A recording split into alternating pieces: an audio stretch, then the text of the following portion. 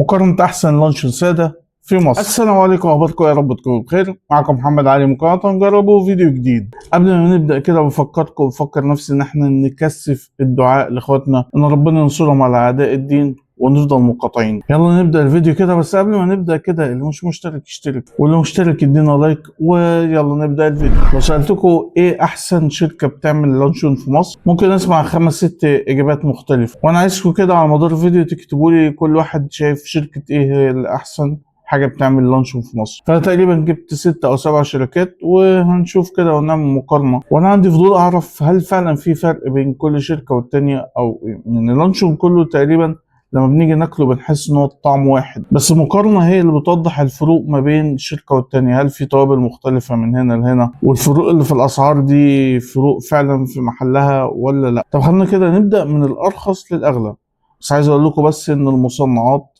غلط. طب أول شركة معانا هي شركة دايم، ده اللوجو بتاعها، وسعر الشركة دي أو سعر الكيلو في الشركة دي 166 جنيه. الحلقة دي هي من سلسلة العودة للمدارس اللي أنا كنت عملت الفيديو اللي فات بتاعها عن أحسن جبنة أو مقارنة الجبنة نستو. فقولوا لي رأيكم، هل نكمل في السلسلة دي ولا لأ؟ وإيه رأيكم فيها؟ ممكن نجيب إيه تاني؟ بدأ التصوير بقى، فكل الناس هتعدي وكل أجهزة الإنذار هتشتغل وكل الموتوسيكلات. ماشي.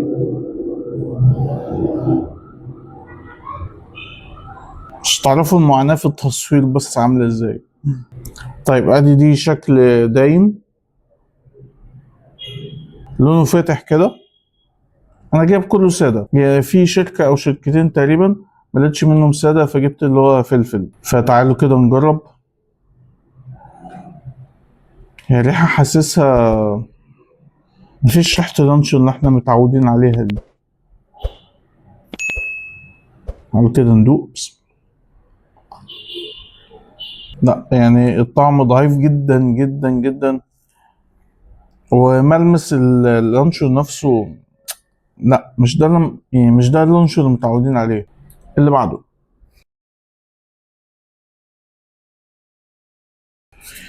تاني نوع معانا، وهي شركة المراعي، وسعر شركة المراعي هنا 184 جنيه. ده شكل المراعي.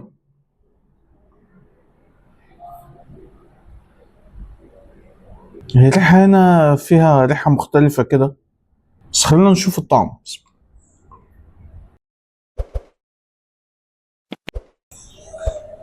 بصوا هنا مكتوب المراعي لانشون بهار وزيتون، او بهار وزيتون، لان انا ضايق فعلا في حاجة زي الزيتون كده بس مش شايفها. يعني زي ما وريتكم كده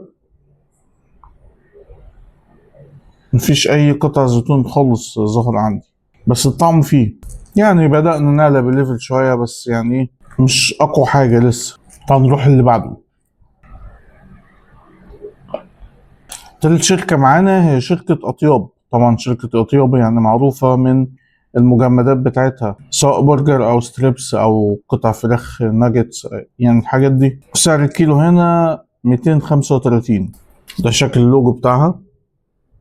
وهنا شكل اللانشون أو لون اللانشون، حاسس إن هو أفتح شوية من اللي فاتوا. لا، وريحة، في ريحة كده اللي هي بتاع زمان، اللانشون بتاع زمان ده.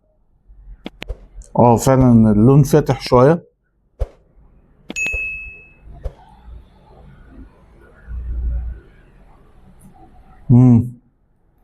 بسم الله.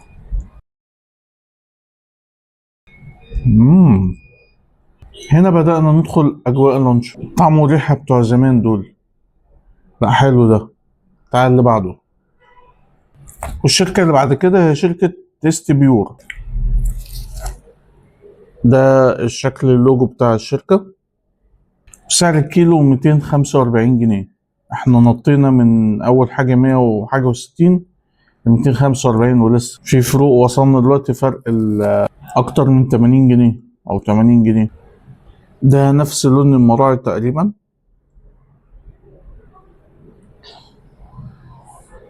بس تحسوها اللي هي رقيقة أوي كده، اللي هي زي ما بيقولوا كده في رقة ورق البفرة.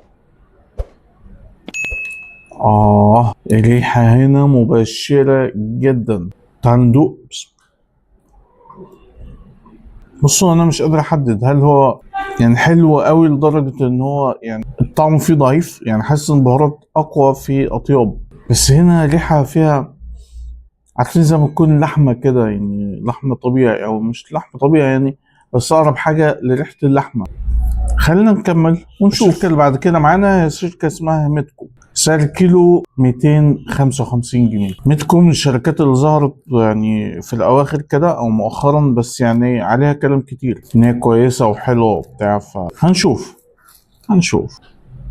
برضه هنا من نوعية اللي هي التقطيع الرقيقة قوي. الريحة مش ألطف حاجة، هو مش بايظ بس في بعض أنواع اللانشون بيبقى فيها الريحة دي. تعال ندوق كده. لا لا لا لا لا، ده غالي على الفاضي. لا، اللي قبل الأخير والمنتظر، وهي شركة حلواني إخوان. طبعا شركة حلواني من الشركات المشهورة جدا، وخصوصا في اللانشون. يعني في فترة من فترات كنا بنقول عايزين لانشون حلواني كده، اللي هو جملة واحدة. فسعر كيلو لانشون حلواني 262 جنيه. أنا أعتقد أن الأسعار بتختلف من مكان للتاني، يعني ده تخمين يعني مش معلومة. هو بتاع زمان ده شكله.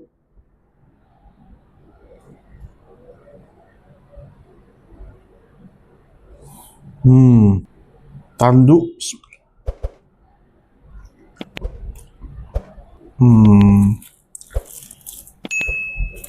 انا حاسس ان في حلواني يعني طعم الذكريات اقوى من طعم اللانشون.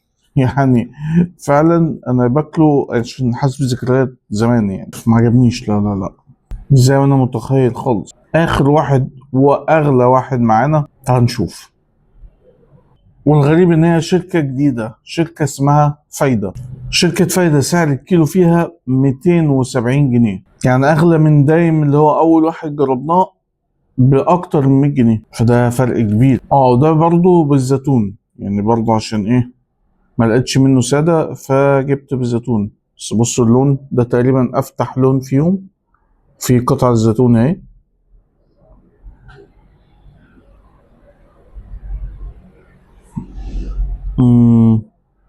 يعني الريحة مش قوية ومش ضعيفة. تعال ندوق.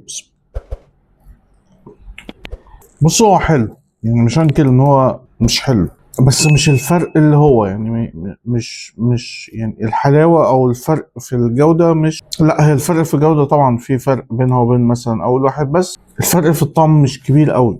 طيب بعد ما خلصنا كده، يعني اقدر اقول ان لا يعني مش مفيش الفروقات الجوهرية قوي يعني اللي هو بين شركة والتانية. يعني بالنسبة لي شخصيا اكتر حاجة عجبتني في السبعة دول هي شركة اطيب. حسيت ان هي اكتر حاجة تميل للانشون اكتر. حاسس ان الباقي كله بيعتمد على البهارات يعني اكتر بكتير. في حاجات بهاراتها ضعيفة، في حاجات بهاراتها مختلفة خالص زي المراعي، بهارات وزيتون مش عارف ولا ايه اللي جبناها دي. لكن اطياب هي اللي تقريبا اكتر واحدة موزون او طعم متوازن فيها ما بين البهارات وما بين نكهة اللحمة او طعم اللحمة. في الاخر واجمالا، وده رأيي الشخصي، ان كله زي بعض. وخليكم على نفس مبدأكم في اقتناعك الشخصي بايه اكتر شركة عجبتكم، فخليكم باقتناعكم الشخصي ما تغيروش الفكرة اللي عندكم. انا حاسس ان كل واحد تقريبا يعني، فاللي شايف ان حلواني هي احسن شركة تمام، اللي شايف ان المراعي لا، اطياب لا، مش عارف. كل واحد مقتنع بحاجة يخليه مقتنع باللي هو فيها. بس المصنعات بلاش. وبس كده، ده كان فيديو النهارده. قولوا لي ايه رايكم في السلسله دي، ولو حابين نجيب حاجه تاني اكتبوا لي في التعليقات. ولو عجبكم الفيديو ما تنساش من اللايك والشير، واللي مش مشترك في القناه يشترك وفعل زر الجرس عشان يوصل لكم الفيديوهات الجايه. واللي بيتفرج علينا من الفيسبوك ما تنساش من اللايك والشير ومتابعه الصفحه. وكانت الانستجرام في في صندوق الوصف، ممكن تتابعونا عليه. واشوفكم في فيديوهات تاني كتير. شكرا ليكم، سلام.